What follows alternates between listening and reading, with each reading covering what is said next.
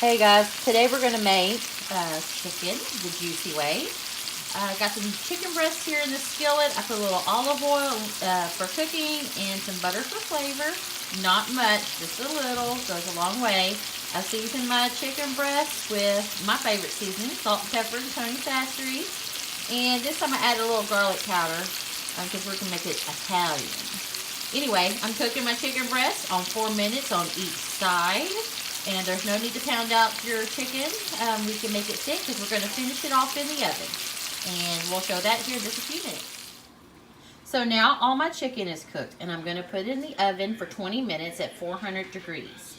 I'm making chicken Alfredo tonight, so I'm going to add a little something special to it.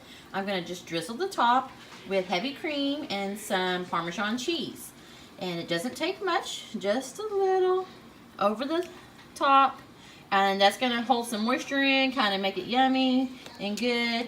Now, if you're not doing chicken Alfredo, or if you don't want to do this way, chicken broth works just as good. It gives it that moisture it needs and gives it flavor.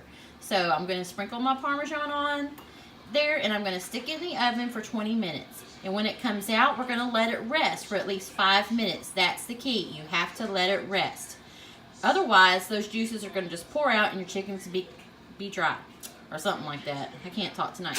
Anyway, and my dog is choking on something. So I'm going to put this in the oven and I'll check back with you when it dings. Okay, cooking time is over. It was 20 minutes in the oven, 5 minutes to rest, and I've sliced it up. It looks a little pink due to this lighting, but I promise you it is not pink. It is all the way done, and I didn't stick a thermometer in it, and just, I just left it alone and let it do its thing. Now it's ready to serve up however you want. Over some rice, over some noodles, a little sauce or whatever. Just like it is, throw it in a salad, and it's yummy.